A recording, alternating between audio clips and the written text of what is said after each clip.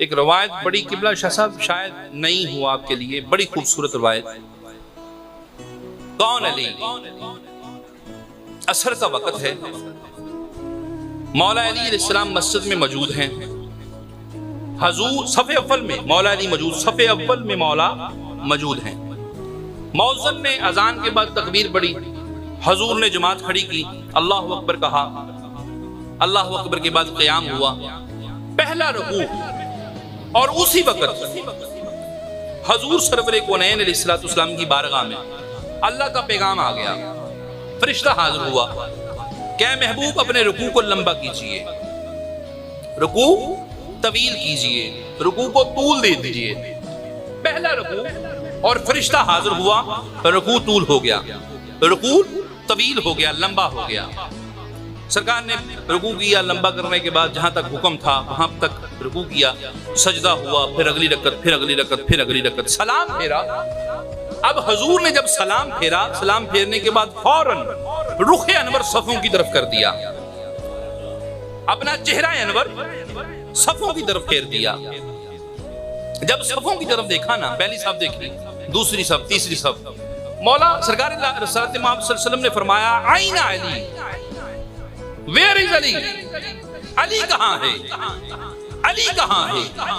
اب جو علی پہلی صف میں تھے وہ آخری صف سے بولے لبیک یا رسول اللہ، یا رسول اللہ غلام یہاں حاضر ہے. محبوب نے فرمایا علی آگے آئیے. اب محبوب علی جناب علی علیہ السلام صفوں کو چیرتے ہوئے بارگاہ رسالت میں پہنچ گئے. فرمایا علی وجہ کیا بنی، آخری صفوں میں جانے کی وجہ کیا؟ عرض کی یا رسول اللہ صلی اللہ علیہ وسلم آپ نے جب تکبیر کہی میں پہلی صف میں تھا، بلکہ جب مؤذن نے اذان پڑھی میں تب بھی مسجد میں تھا، سنتے ادا کی، نوافل پڑھے. اس کے بعد جب آپ نے تکبیر کہی میں پہلی صف میں موجود تھا. پھر حضور نے پوچھا پھر علی کیا ہوا؟ عرض کی یا رسول اللہ صلی اللہ علیہ وسلم مجھے وضو کی حاجت ہوئی، وضو میں نے تازہ کرنا تھا، اس لیے پہلی رکعت میں پہلی صف سے نکل گیا. اب میں حجرہ زہرا میں گیا، اپنے گھر گیا. حضور نے پوچھا علی پھر؟ عرض کی یا رسول اللہ صلی اللہ علیہ وسلم میں نے اپنی زوجہ زہرا کو آواز دی تو میں نے جواب، میری آواز کا جو بات آواز تھی اس کا جواب نہ ملا. اب میں نے حسنین کو آواز دی، حسنین کی آواز بھی نہ آئی. میں مضطرب ہو گیا، پریشان ہو گیا. لیکن اچانک ایک کارنر میں، ایک نکر میں دیکھا، ایک کونے میں دیکھا ایک سونے کا برتن پڑا ہوا ہے، ایک سونے کا دشت پڑا ہوا برتن ہے ایک سونے کا، اور ایک بڑا خوبصورت رومال ہے سبز کلر کا. اب میں آگے بڑھ کے دیکھا سونے کے برتن میں کیا ہے. جب دیکھا تو اس میں پانی، اور پانی کیسا تھا؟ حضور جناب مولا فرماتے ہیں کہ دودھ سے زیادہ سفید پانی اور شہد سے زیادہ میٹھا، کستوری سے زیادہ خوشبودار، بڑا خوبصورت پانی ہے. حضور فرماتے علی پھر؟ عرض کی یا رسول اللہ میں نے اس پانی سے وضو کیا. فرمایا پھر؟ یا رسول اللہ وہ رومال جو تھا اس کے ساتھ میں نے اپنا بازو صاف کیے، چہرہ صاف کیا، اور پھر میں مسجد میں آ گیا. اب مولا کائنات علیہ السلام نے اتنی بات کا جواب دیا اور خاموش ہو گئے. اب جب خاموش ہوئے مولا، حضور نے فرمایا علی جانتے ہو، پتا ہے وہ جو پانی لے کے آیا تھا وہ کون ہے، اور جو سبز کپڑا لے کے آیا وہ کون ہے؟ عرض کی یا رسول اللہ صلی اللہ علیہ وسلم واللہ عالم برسول، اللہ اور اس کا رسول بہتر جانتا ہے، مجھے تو نہیں پتا.